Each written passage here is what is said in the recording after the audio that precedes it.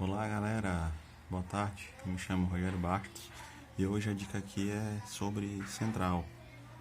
Essa turbina aqui ó, está com um barulho. Eu estive analisando aqui qual era a possível causa aqui do problema.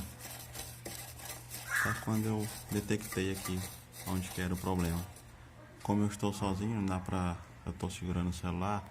Vou tentar aqui, mas o problema é aqui, ó. Essa pecinha aqui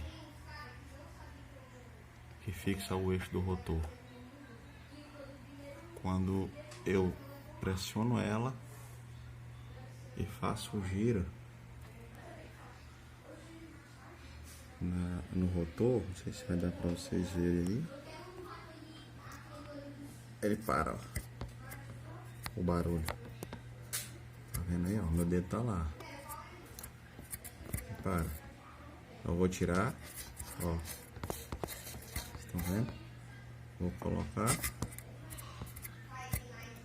É isso que eu tinha pra mostrar pra vocês aí. Se esse vídeo lhe ajudou, dê aquele like e se inscreva no canal e ative o sininho.